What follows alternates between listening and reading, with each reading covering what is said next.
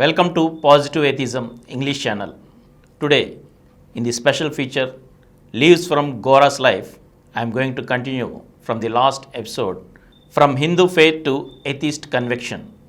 During the course of his teaching profession, 1927 to 1928, for 1 year, he worked in the Ananda College, Colombo, Ceylon. Ceylon consisted mostly of Buddhists who believed in the principle of ahimsa or non-violence or non-killing. According to the Hindu Brahmanical traditions, he was a vegetarian, not eating even eggs, omelets, but simply rice and vegetables. All vegetarian food is not wholly vegetarian. Vegetarians take milk and ghee, which are milk products, that is, animal products, but still they keep to the old habit. The Brahmins of Bengal in India take fish. Still, they call themselves Brahmins. So, this vegetarianism is a particular character of the Brahmins of South India. Gora belong to South India. All Brahmins all over India are not vegetarians in the sense in which the South Indians are. When Gora went to Colombo, a Buddhist land, he thought it would be easy for him to get vegetarian food. But to a great surprise, he found almost all the Buddhists who are meat eaters, beef eaters. It was difficult for him to get vegetarian food. His wife had not joined him. He was not well versed on some hotels for food. In the whole city of Colombo, he found only 2 hotels giving vegetarian food. So, every day from the lodge, Gora traveled 4 miles to the vegetarian hotel to get the food. Twice he went round the whole island of Ceylon. It's a very beautiful island for travel and for sightseeing. And the first time when he went, he found it was difficult for him to get vegetarian food. He was living on boiled potatoes and some bread. That spoiled his health. Being a good island for tourists, they have rest houses every half a mile, but he could not take his food at the restaurants because they did not give vegetarian food. They are giving meat dishes. He did not take advantage of tourist comforts as he was only a vegetarian. After returning from the first tour, his health broke down because he did not have proper diet.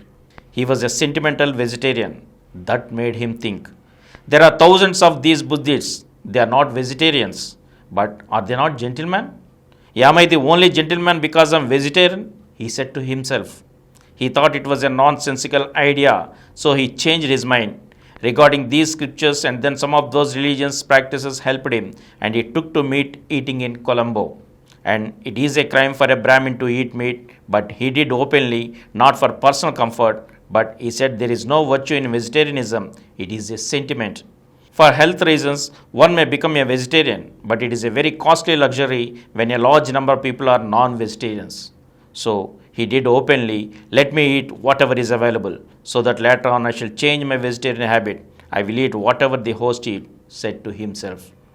Greatness does not lie in dress and diet. Goodness lies in the capacity to mix with fellow men. When his hosts eat meat dishes, why should he become so narrow as to insist upon vegetarianism? That's how his vegetarian habits changed. Cheap consolation. Another incident made Gora laugh at the customs of the Buddhists themselves. He was teaching human physiology. Zoology came later on that college, and he wanted to show the beat of the hearts to the students. That beat of the heart can be demonstrated only by opening a frog. The frog is chloroformed, and after opening the frog, the heart goes on beating for about 11 or 15 minutes. So he wanted to open a frog and then demonstrate the beat of the heart. He got a frog and the dissecting instruments and the chloroform and tried to dissect the frog the next day. But there was a big discussion between the principal and Buddhist priest. They said that Gora was an Indian and a Hindu. He was committing violence and killing. He was killing a frog which is opposed to the ideals of Buddhism. Then the principal called and asked him.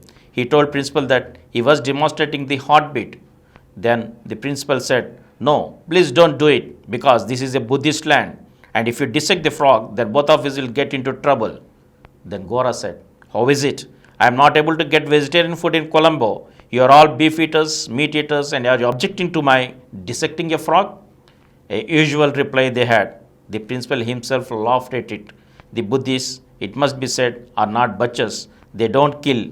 The Buddhists say, meat is available in the market and we buy. We don't kill. That's how they compromise with their conscience. Gora asked, how? It is strange for a religious belief to compromise the conscience like that. Is it a rational explanation?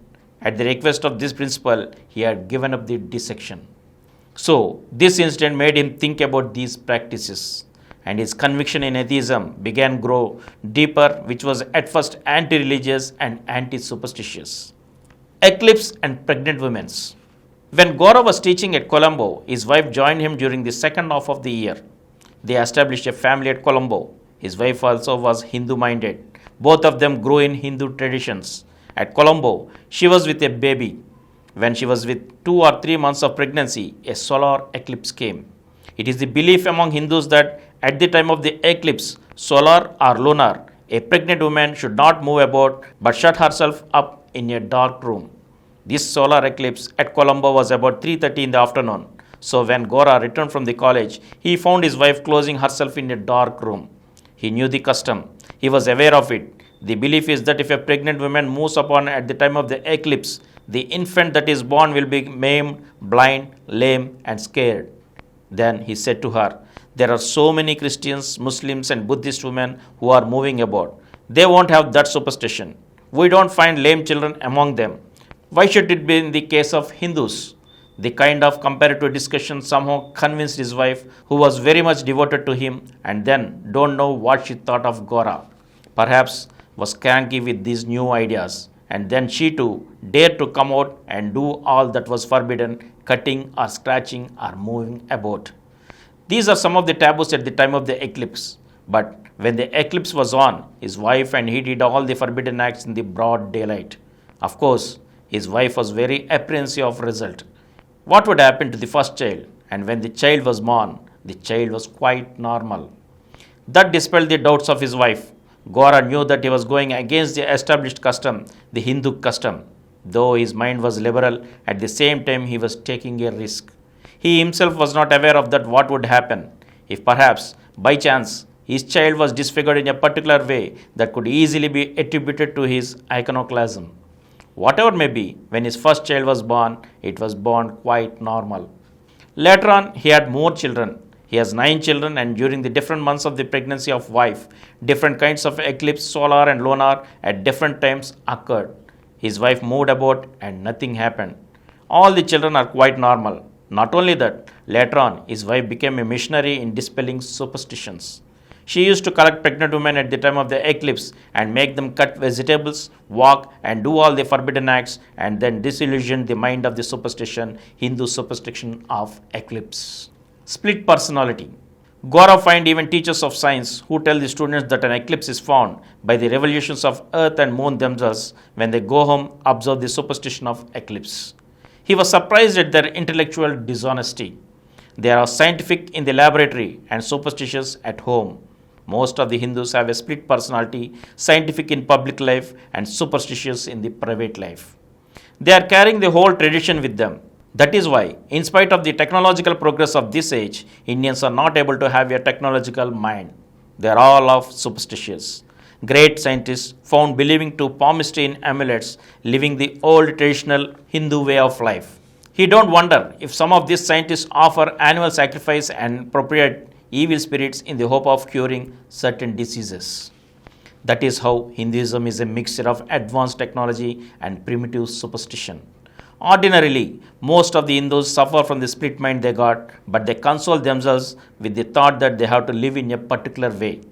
Faith in fatalism keeps them ordinarily in the split mind, split personality, but they are not able to progress in this modern world on account of this ideology of Hinduism. Faith in fatalism reconciled one to a situation and yields peace of mind, of course. This peace of mind is not available to Christian ambition, but it is the peace of the grave, not the stability of a stone. This peace is responsible for the misery and poverty of people due to colossal inaction. It is non-social. It talks only of individual salvation without social congregation. This fatalism, this kind of old fatalistic superstitions, animal sacrifices, caste restriction, these are all standing in the way of the progress of Hindus than for other religions.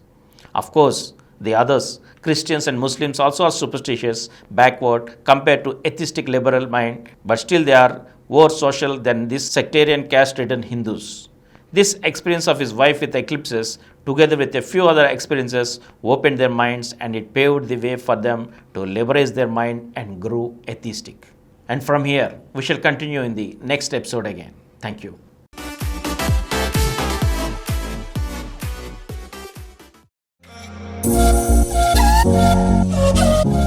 For more videos, please subscribe to this channel Positive Atheism and activate the bell icon. Please download Samaram multi-channel app and watch your favorite channels from your mobile. App available on Google Play Store and subscribe to the channels.